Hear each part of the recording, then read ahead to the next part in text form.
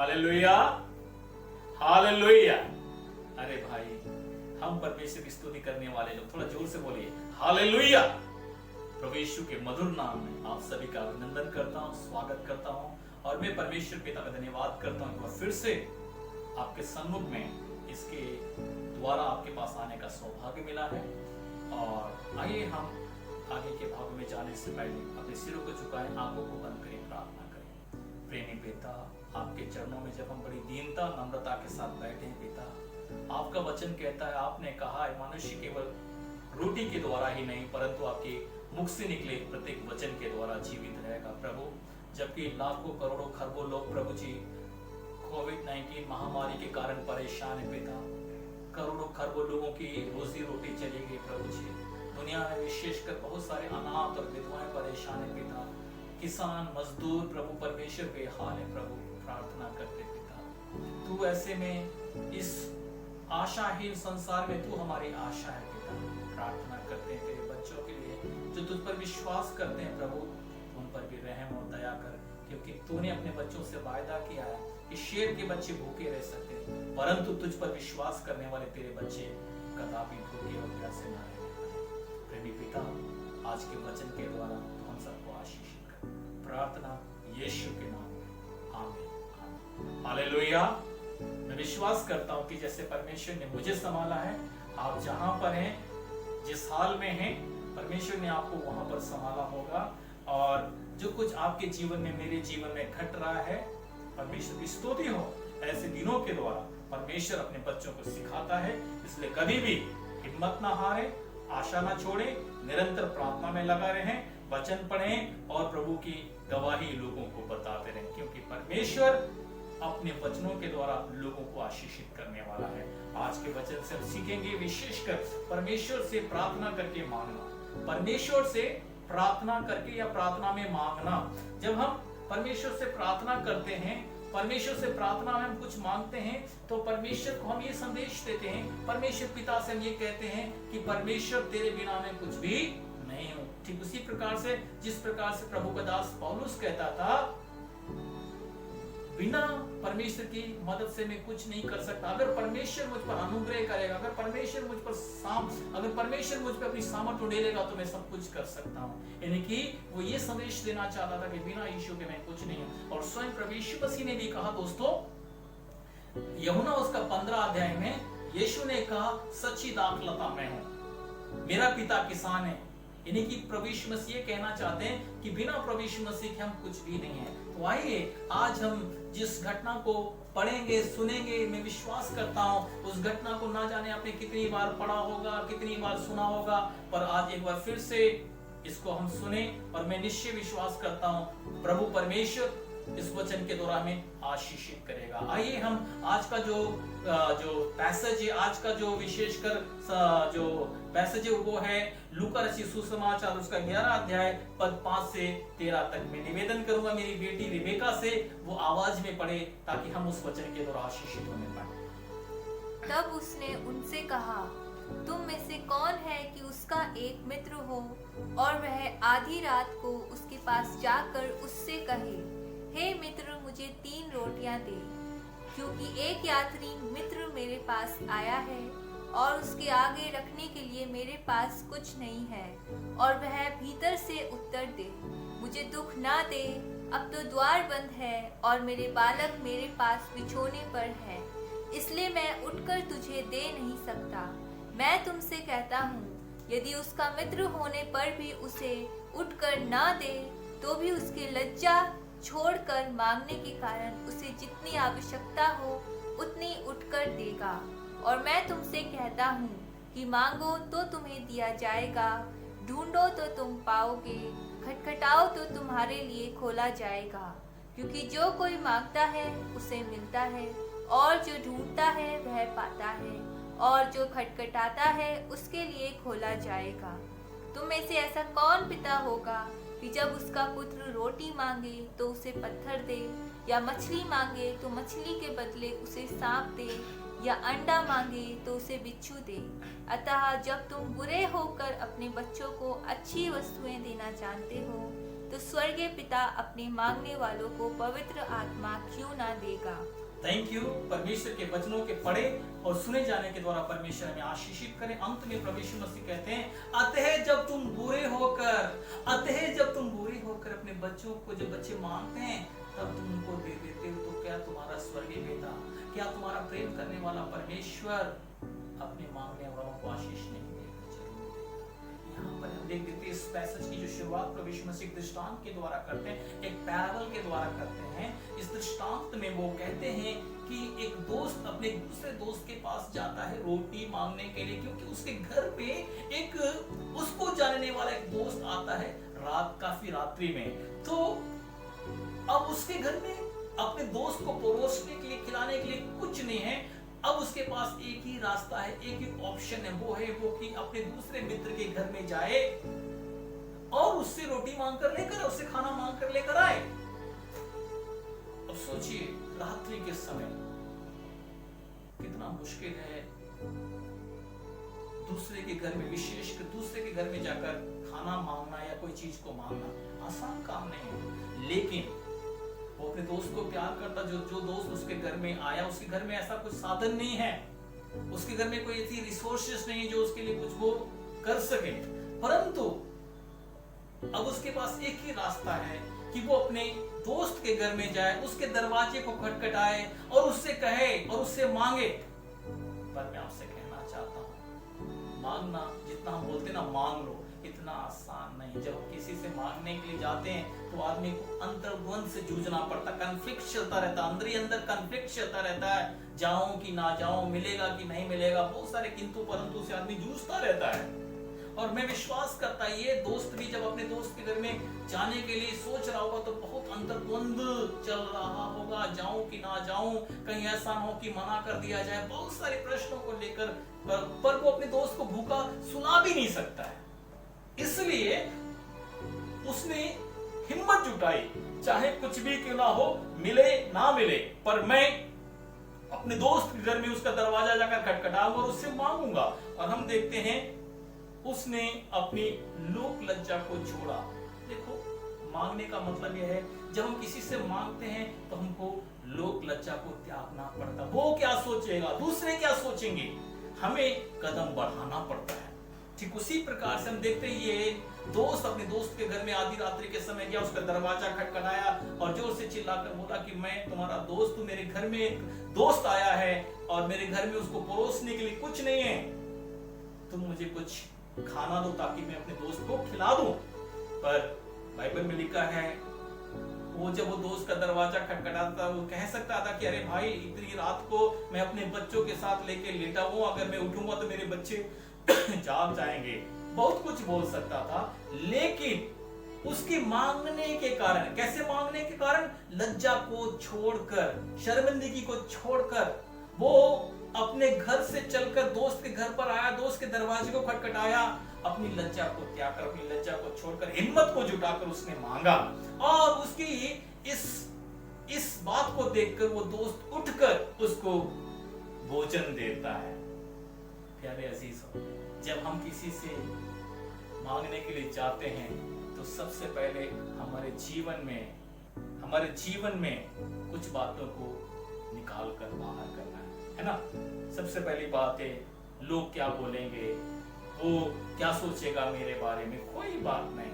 हमें चाहिए हम आगे बढ़े और मांगे, क्योंकि इस पैराबल के द्वारा प्रभु यीशु मसीह अपने विश्वासियों को ये सिखाना चाहते हैं, अपने अनुयायियों को ये सिखाना चाहते हैं कि हम हर बात के लिए परमेश्वर पर निर्भर होना सीखें। In everything we should have the habit to depend upon God. While asking God, we should not have any kind of hesitation, we should not have any kind of regret. जब हम परमेश्वर से मांगते तो हमारे जीवन में रत्ती भर हेजिटेशन नहीं होना चाहिए या जरा सा भी खेद नहीं होना चाहिए। जब हम परमेश्वर से मांगते, सबसे पहले हमें कैसे मांगना, विश्वास के साथ मांगना है कि वो मेरा पिता है। और बाइबल बताती कि जितनों ने प्रभु यीशु मसीह को ग्रहण किया है, उन सबको यीशु मसीह ने परमेश्वर की संतान होने का अधिकार दिया है। प्यारे दोस्तों, प्यारे अजीजों, हमें परमेश्वर से इसलिए मांगना है क्योंकि वो हमारा स्वर्गीय पिता है। हमें परमेश्वर से इसलिए मांगना है क्योंकि वो हमें प्यार करता है। हमें परमेश्वर से इसलिए मांगना है क्योंकि उसने आपको मुझको जीवन देने के लिए अपने एकलौते पुत्र यीशु मसीह को क्रूस पर कुर्बान कर दिया। हमें इसलिए परमेश्वर से मांगना है क्योंकि उसके सिवाय आपका मेरा दुनिया में अब कोई है नहीं। हमें इसलिए परमेश्वर से मांगना है क्योंकि वही है जो आपकी मेरी आवश्यकताओं को पूरी करता है। पर कैसे पूरी करता है? अपने लोगों के द्वारा। परमेश्वर डायरेक्ट आसमान से हमारे लिए हमारी आवश्यकताओं को नहीं उड़ेलता है। परमेश्वर आपके जीवन में, मेरे जीवन में जब आशीष देता है, लोगों के द्वारा देता है। हमें परमेश्वर से प्रार्थना करनी है, परमेश्वर से बोलना है कि परमेश्वर मुझे रोटी चाहिए, परमेश्वर मुझे कपड़ा चाहिए, परमेश्वर मुझे मकान चाहिए, परमेश्वर मुझे नौकरी चाहिए, परमेश्वर मुझे ये सब कुछ चाहिए। परमेश्वर देगा, लेकिन किसके द्वारा? अपने लोगों को जिसको उन्होंने धरती पे रखा, उनके द्वारा परमेश्वर आपकी मेरी आवश्यकताओं को पूर्ति करेगा। कई बार हमारे जीवन में मैं अपने दोस्त के पास जाऊंगा, मैं अपने रिश्तेदार के पास जाऊंगा, मैं अपने भाई बहन के पास जाऊंगा, मैं अपने किसी व्यक्ति के पास जाऊंगा, वो मेरे बारे में क्या सोचेगा, वो मेरे बारे में क्या मन में विचारेगा। कोई बात नहीं, ये उसको सोचने दो।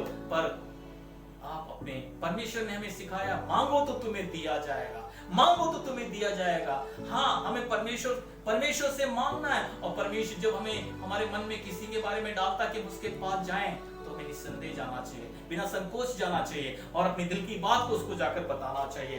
तो विशेषकर मांगने के लिए हमें सबसे पहली बात है, लोक लज्जा को छोड़ना पड़ेगा। लोक लज्जा को छोड़ना पड़ेगा, त्यागना पड़ेगा और हिम्मत जुटानी पड़ेगी। हिम्मत, मांगने के लिए हिम्मत चाहिए। लोग हम देखते हैं लूटने के लिए हिम्मत जुटाते हैं, छीनने के लिए हिम्मत जुटाते हैं, है ना? लेकिन हम परमेश्वर मांगने के लिए हिम्मत जुटाते हैं, मांगने के लिए, लूटने के लिए नहीं, छीनने के लिए नहीं, धोखा देने के लिए नहीं, लोगों को टोपी पहनाने के लिए नहीं, मांगने का हिम्मत जुटाना है। मांगने में क्या चाहिए? दीनता चाहिए, नम्रता चाहिए, शालीनता चाहिए, सभ्यता चाहिए। तभी हम परमेश्वर और परमेश्वर के लोगों से मांग सकते हैं। प्यारे लोग, मांगने के लिए अपने आप को हलीम करना पड़ेगा, अपने आप को झुकाना पड़ेगा, है ना? जब तक हम झुकेंगे नहीं, हमारे लिए कोई मुक्ति नहीं खोलेगा। झुकने का मतलब यह है अपने दिल को देखना, उसके सामने ये दिखाना, कहने का मतलब मैं सचमुच में तुम्हें प्यार करता हूँ। और जब हम मांगते हैं ना किसी से, इसका मतलब यह है कि परमेश्वर हमारे मांगने के द्वारा उस भाई को, उस बहन को, उस रिश्तेदार, उस दोस्त को आशीषित करने जा रहा है। परमेश्वर जब हमें किसी के पास भेजता है, परमेश्वर जब हमें किसी के पास भेजता है, तो हमें अपने आप को हलीम करना है, अपने आप को हलीम करना। विशेषकर मैं आपको ये कहना चाहता हूँ, मांगना आसान काम नहीं है, मांगना आसान काम नहीं। फिर भी परमेश्वर कहता है हम मांगे, क्योंकि उसका वचन कहता है जब एक बुरे माँ बाप अपने बच्चों को मांगने के कारण उनकी आवश्यकताओं को पूरी कर सकते हैं, तो हमारा स्वर्गीय पिता हमारी आवश्यकताओं को क्यों पूरी नहीं करेगा? है ना? मांगना, है ना? परमेश्वर से मांगना आसान है, परमेश्वर के लोगों से भी मांगना आसान है, परंतु क्या अन्य जातियों के पास जाकर मांगना आसान काम है? परमेश्वर और परमेश्वर लोगों के पास जाकर अपनी दिल की बात बताना आसान है, पर क्या अन्य जातियों के पास जाकर के परमेश्वर मांगना आसान है? हम देखते पुराना नियम में प्रभु का एक दास था, एलिया जो जंगल में मारा फिर रहा था, जो जंगल में मारा फिर रहा था, उसको परमेश्वर ने बोला तू यहां से निकल, कहां जा? सारपत नामक नगर में जा, वहां एक विधवा को मैंने तेरे खाने के लिए बंदोबस्त करने के लिए आदेश दिया। सोचिए किसके पास भेज रहा है? एक स्त्री जो विधवा है, एक स्त्री जो अन्य जाति है, एक स्त्री जो प्रभु परमेश्वर को ना प्रभु को जानती ना उसके प्रेम को जानती है, उसके पास परमेश्वर भेजता है। और क्योंकि परमेश्वर उसको भेज रहा है, इसलिए वो वहां से निकलकर सारपत नगर में गया और अंत में उस विधवा के पास जैसे तैसे पहुंचा और उस विधवा की हालत को देखा होगा और मनी मन रोया होगा, हे परमेश्वर तूने मुझे कहां और किसके पास भेजा? ये विधवा तो खुद कंगाल है, ये विधवा तो खुद भुखमरी के कगार पर है, ये विधवा तो खुद अपनी बदहाली में, परमेश्वर तूने मुझे इसके पास क्यों भेजा? यार ऐसी ना परमेश्वर ने उसके पास भेजा, परंतु परमेश्वर ने कहा उस विधवा से रोटी मांग, कितना मुश्किल था उसके लिए। एक प्रभु का दास जो दोनों हाथों से लोगों को देकर मदद करता था, जो दोनों हाथों से लोगों को देता था, दोनों हाथों से लोगों को आशीर्वाद देता था। अभी परमेश्वर कहता है उस विधवा से रोटी मांग, उस विधवा से रोटी मांग। और हम देखते हैं उस विधवा से रोटी मांगना उसके लिए आसान नहीं था। एक अन्य जाति स्त्री से रोटी मांगना, प्यारे अजीजों, मांगने का मतलब यह है कि अपने आप को भूल जाओ कि आप कौन हैं। जब हम किसी अन्य जाति से मांगते हैं, परमेश्वर चाहता कि भूल जाए कि हम कौन हैं। हो गया कुछ भी, लेकिन परमेश्वर चाहता आप दीन बने, हलीम बने, क्योंकि परमेश्वर आपके जीवन के द्वारा दूसरों को आशीषित कर, आपके मांगने के द्वारा परमेश्वर उनके जीवन में जो भुखमरी का श्राप है, उनके जीवन में जो बेरोजगारी का श्राप है, उनके जीवन में जो बीमारी का श्राप है, परमेश्वर उस श्राप और बंधन को तोड़ने के लिए हमें दूसरों के पास भेजता, विशेषकर अन्य जातियों के पास जाकर बोले हमारा मुंह खोलकर हमारी आवश्यकताओं को उनको बताएं। जब अपनी वो आधी रोटी में से हमें देते, परमेश्वर उनको आशीषित करता। जब अपने कुछ पैसों में से हमें कुछ पैसे देते, परमेश्वर उनके भंडारों को आशीषित करता। इसलिए मेरे प्यारे अजीजों, आज मैं आपसे कहना चाहता हूं, मांगे। यीशु कहता मांगो तो तुम्हें दिया जाएगा। मांगो, मांगना बहुत जरूरी है। परमेश्वर चाहता है हम परमेश्वर के बेटा बेटी रात और दिन परमेश्वर की दुहाई दें, परमेश्वर को पुकारें। और जब परमेश्वर कहता किसी से बोल, तो उसको जाकर बोलो, क्योंकि परमेश्वर आपके जीवन के द्वारा, अपने बच्चों के द्वारा उस भाई को, उस बहन को, उस परिवार को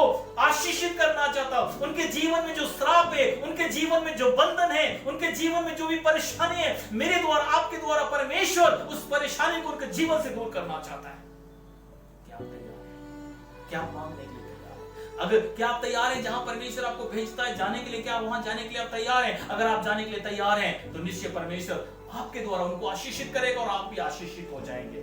जब मैं अपने जीवन की एक छोटी सी गवाही देना चाहता हूं, जब मैं कोविड बीमारी से पीड़ित हो गया था, जब मैं कोविड बीमारी से पीड़ित हो गया था और मैं 23 जून को LNJP हॉस्पिटल दिल्ली गेट पर जब मैं एडमिट हुआ और मैं यहां से जब गया था, चप्पल डाल कर गया था। और जब इमरजेंसी में था तब भी मेरे पास चप्पल थी, और जब मैं वहां से जब मुझे शिफ्ट किया जा रहा था तभी भी मेरे पास चप्पल थी। लेकिन जब एम्बुलेंस में चप्पल कहाँ कुछ हो गई मुझे नहीं पता, क्योंकि मैं इस हालत में नहीं था, मैं इस हालत में नहीं था कि मैं अपने आप को संभाल पाऊं। परंतु मैंने वार्ड बॉय जो मुझे लेकर जा रहा था, मैंने बोला भाई मेरी चप्पल कहाँ है? उसने बोला मुझे दिख नहीं रही, एम्बुलेंस भी मैंने रखी थी परंतु नहीं दिख रही, और मुझ में इतनी हिम्मत नहीं कि मैं अपनी चप्पल को ढूंढ सकूं। और मैं बिना चप्पल के ही वार्ड में शिफ्ट किया गया, और वहां पर जिस हॉल में मैं था वहां पर 6 मरीज थे, मेरे मुझको मिलाकर 6 मरीज थे, और मैं बिना चप्पल के कम से कम 3-4 दिन वहां पर था। बिना चप्पल के मैं 3-4 दिन तक वहां था। और जब मैं बाथरूम या टॉयलेट जाता था बहुत मुश्किल होती थी मेरे लिए, और जब मैं वापस आता था अपने बेड पर लेटता था तो मेरे मन में बहुत सारे सवाल उठते थे कि मेरे चप्पल का इंतजाम कैसे हो, कहाँ हो, क्योंकि वहां से कुछ मंगा नहीं सकते। तो विशेषकर मेरे मन में एक परमेश्वर ने एक बात डाला, एक विचार डाला, क्यों ना मैं अपनी समस्या के बारे में यहाँ जो मेल नर्सिंग स्टाफ उसको मैं बताऊं। और यकीन नहीं मानेंगे, 1 दिन 2 दिन 3 दिन हो गए, मैं अंदर ही अंदर संघर्ष कर रहा हूं। मैं मुंह नहीं खोल पा रहा हूं कि मैं उसे बोल सकूं कि मुझे मेरे भाई एक चप्पल की जरूरत है, क्या मुझे आप एक चप्पल खरीद के लाकर दे दोगे? और ये तकरीबन 3 दिन ऐसा चल रहा है। अंत में मैंने मन में ठान लिया, मेल नर्सिंग मेरे बारे में क्या सोचेगा, आसपास में जो 5 लोग मेरे पास वो मेरे बारे में क्या सोचेंगे, मुझे रत्ती भर परवाह नहीं है।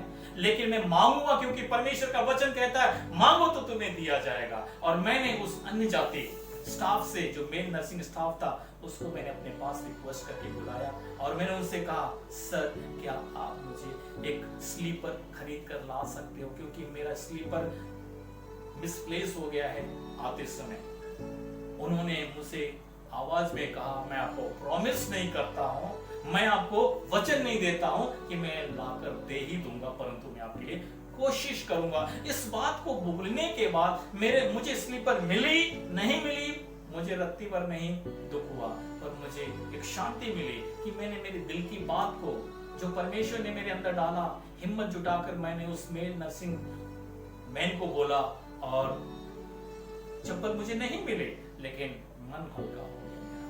वहां पर 5 लोग थे, वो भी बोलने लगे अरे मतलब कोई भी चप्पल ला कर दे देना। उनको लग रहा था कि मैं बहुत ही बदहाल, गरीबी, लाचारी से निकला हुआ व्यक्ति हूँ, इसलिए मेरे घर में कुछ ऐसा नहीं होगा।